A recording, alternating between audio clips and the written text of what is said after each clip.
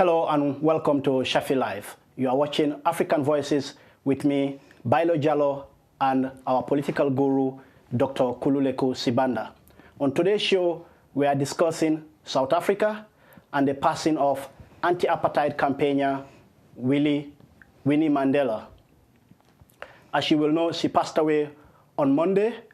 And before I continue, it's a privilege to introduce our two lovely guests here today. One of them who happens to have met Winnie Mandela during apartheid, and she was in South Africa as well during apartheid. That is Reverend Dr. Leonora Charles-Loughrey and Tchiyiwe, Thandiwe, Chihana. Both of you ladies, you are welcome. Thank you. As I mentioned earlier, it's a privilege meeting these two ladies and who happens to know a lot about South Africa and the apartheid campaign, what happened during the apartheid regime. As we are discussing about Winnie Mandela today, as many people will know, Winnie Mandela is referred to as the mother of the South African nation. She was an anti-apartheid campaigner, and she was married to Nelson Mandela, who happens to be locked up or to be put in prison for more than 2 decades. And after he was released, he then became the country's president, whom many also refer to as the father of the nation. On Monday, Winnie Mandela passed away age 81 in South Africa after a long illness which started this year. So today we are here to discuss her struggle, to discuss her bravery, and to discuss her legacy in South Africa and Africa as a whole. But as I said at the beginning, I won't be able to do that on my own without these two lovely ladies. So I will start with Dr. Leonora Charles-Loughrey with what she knows about Winnie Mandela. So, Gogo, if I may start with you, what do you know about Winnie Mandela, and who was Winnie Mandela? Well, what I know of Winnie Mandela is not much, but at the same time, it is enough to inspire the women. Why the women? Because they are the mothers of the nation. Like in Africa we say, if you educate a woman, you educate the nation. If the mother is well, the family is well. Now, we go back to Mama Mandela. I first met Winnie when I was ill. It wasn't bad. I was suffering from tonsillitis. I was at Tiger Kloof then, and I had to go to Baragwanath, and she happened to be the social worker there in the hospital. I thought she was a nurse at the time, but she did more than nursing, and which surprised me. I said, this nurse is not even doing her duties here. She's busy chatting to everybody. She joked, she talked to people, and she made you feel you are not really ill. You know, it was like it's a phase you are going through, you are going to be all right again. And that encouraged all the people who were under her care. I observed Winnie from a distance when she was, when I say from a distance, I wasn't there in her land, in her space. From a distance, when she was fighting for the rights of the people, she was one person who did not think there was someone who is lower than the other. To her, people were like fingers. They were all equal. This is the small finger, this is this. But without them together, you cannot hold. So you cannot say, oh, the little finger is useless, let me cut it. No. To Winnie, people were like the hand. She is the person who encouraged other women to fight for their rights. When I say fight for the right, the South African woman at that time had double jeopardy. There was apartheid and a patriarchal society. The woman had no chance. You had to obey the husband. Once you're obeying the husband, you have to obey the apartheid laws and things like that. Oppression was double. But Winnie said to the women and all the people, in fact, take off the yoke. Unspan yourselves. You are not oxen. You are not going to move like you are driven. Why plow a field you are not going to harvest? Because, for instance, you take the people who went to the mines. They were digging the gold, and they were paid in peanuts. Right. They were sleeping in hostels, not allowed anything. Winnie was looking at all those things. You have a wife who cannot visit you until December when you are given 2 weeks to go to the village. To Winnie, that was not fair. The dome pass was not right. She fought all those things with all her might, and everybody respected her. And for me, she inspired me a lot. Whenever I do anything, I say, what would have Winnie said if she was here? And I find her spirit is living. So what I have done, if you will allow me, I'll read a little piece of what I've written about Sure. Winnie. Mm-hmm. It isn't much. It's only that I think it's because I'm angry. Why did she go? But at the same time, I feel her spirit is here. It's the body that's left. Okay. Mpo,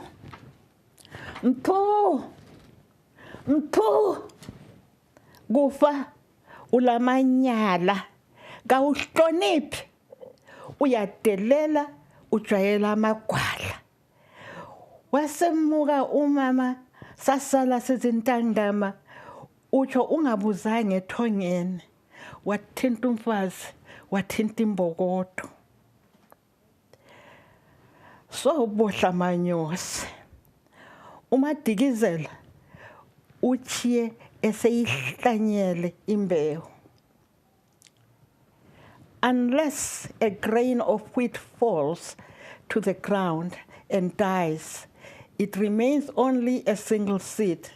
But if it dies, it produces many seeds. We find that in John 12, verse 24. That is an inspiring part about Winnie. Wow. Her death is the grain that is going to give more, because we are now going to look we are not going to compete with her. We are going to compare ourselves with her. We have a role model.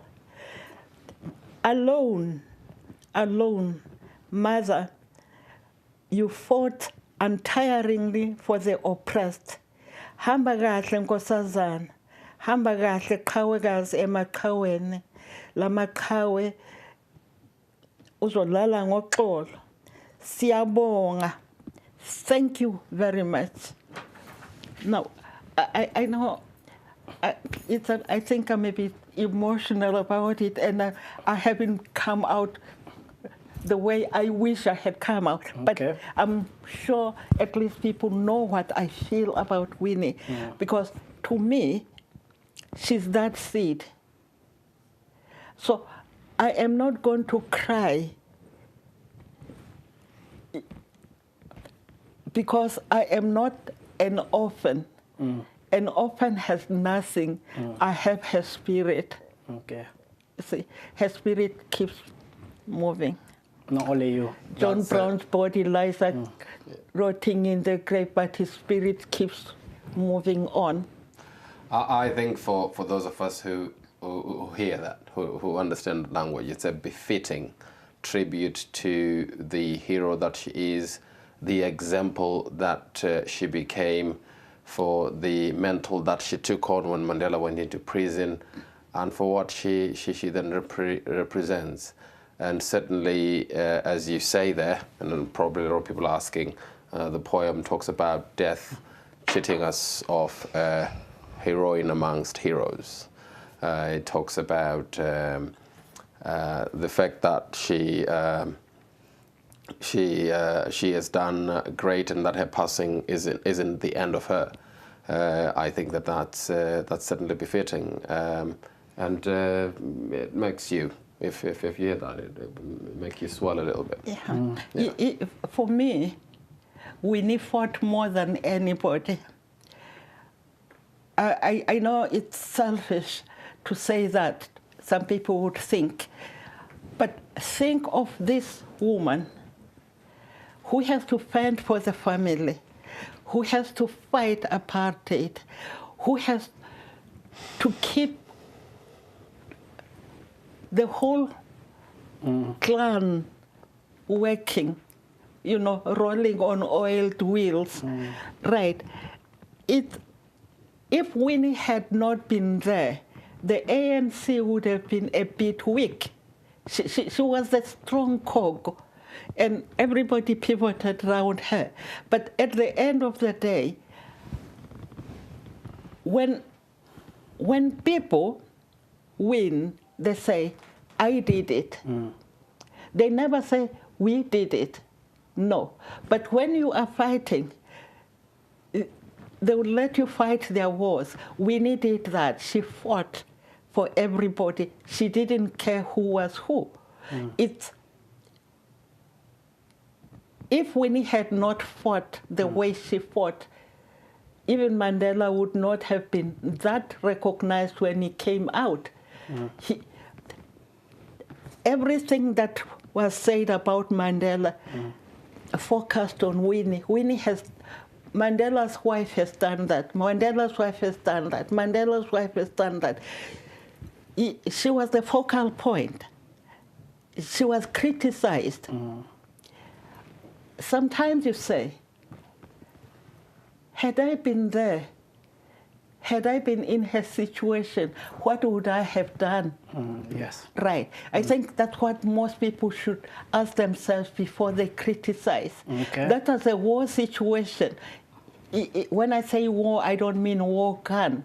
It was a war of cultures, a war of rights, a war of life.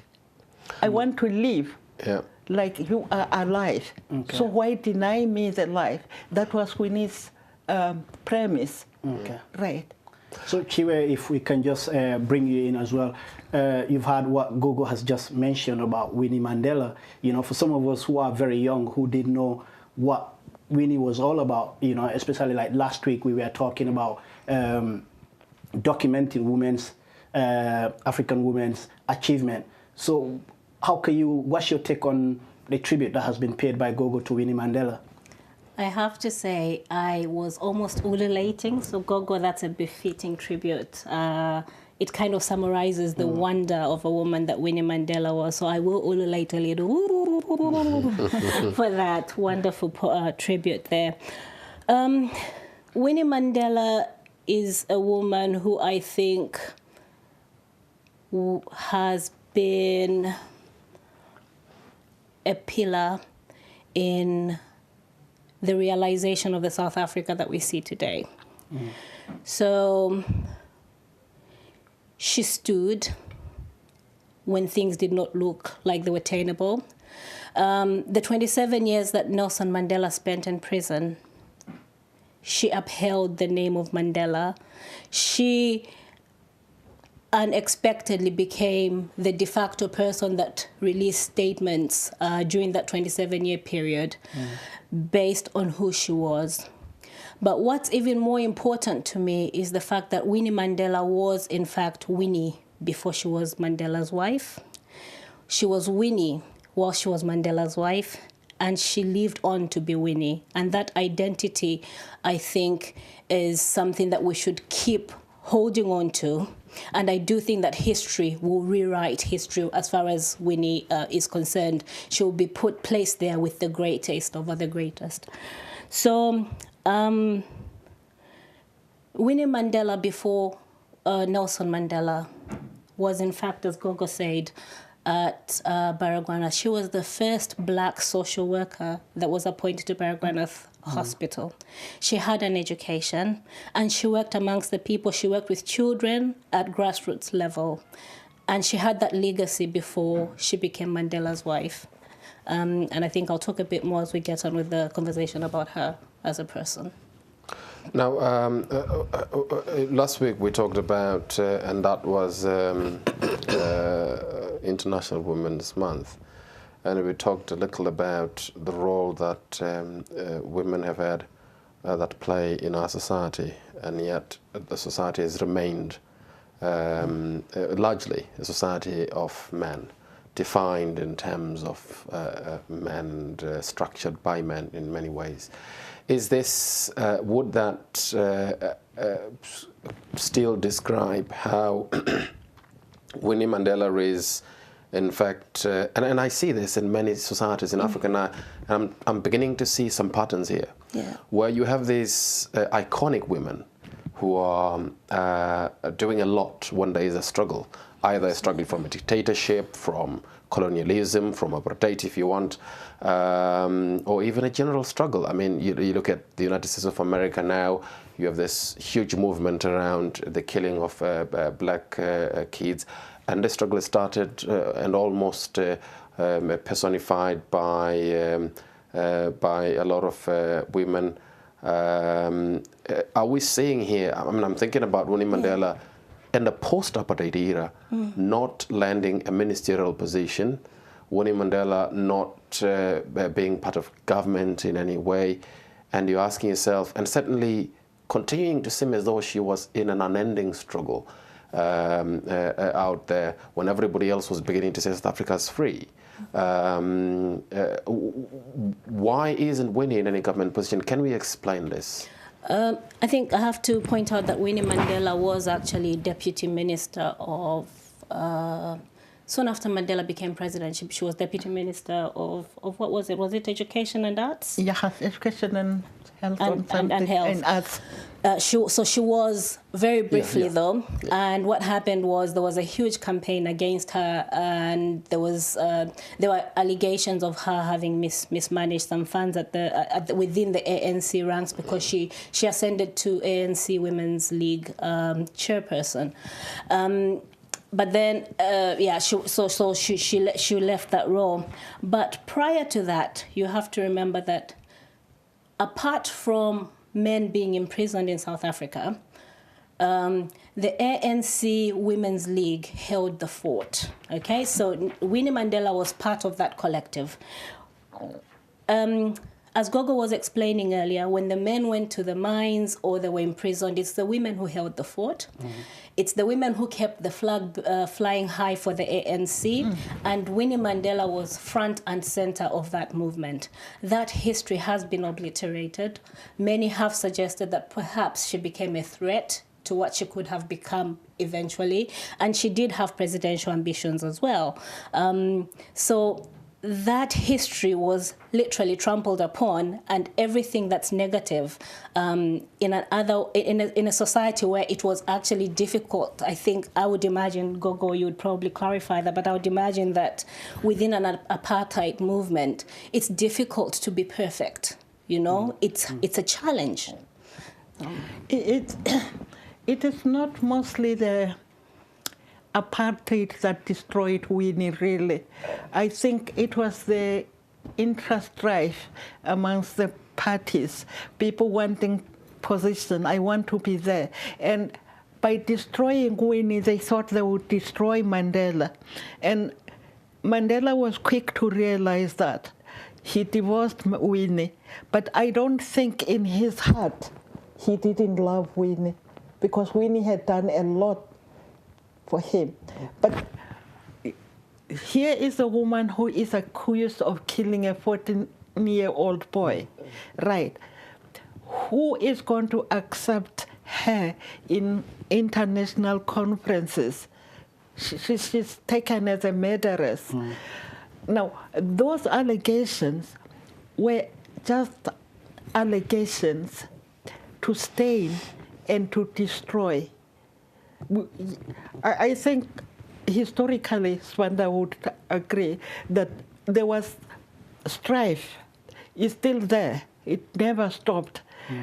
Parties want to be there. Somebody wants to be there. It was individuals. Winnie was not destroyed by the apartheid. She was destroyed during the apartheid, but she was destroyed by the people themselves. But Gogo, I get that, and that's part of my question. That look, I understand why she had a short stint and was sort of put in a deputy ministerial position. That's in the background, and then quickly left as soon as Mandela was in position. But I'm looking at the mere allegation that you have. Yeah.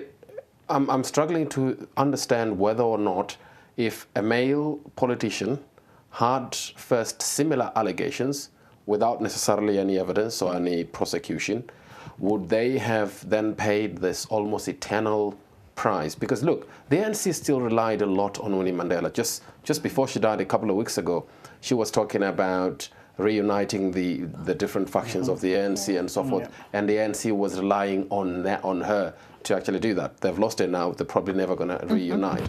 But I'm saying, would a male politician facing the same allegations, in your view, have had to pay this slightly heavier price? Absolutely not. Yeah. Absolutely not. And there are quite a lot of males who are involved in certain allegations that are still holding strong. You have to remember with the Stompy situation, that's the young boy who was allegedly murdered. Winnie was nowhere near. This is where is it Mandela United, and there was somebody who was convicted of that crime.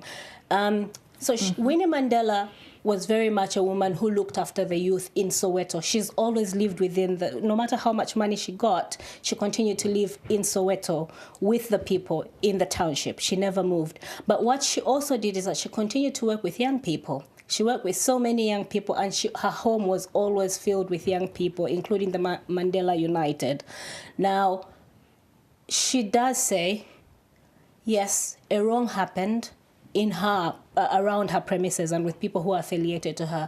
But looking at the numbers of young people that she was supporting, it's easy for you not to have oversight of each and every person that you're looking out for. So I think there was a lot of propaganda to enhance this argument that Winnie Mandela was guilty. And I think a lot around her have argued against that. Right, we'll just stop there for now. We'll go on a short break. Don't go anywhere. We'll be back soon.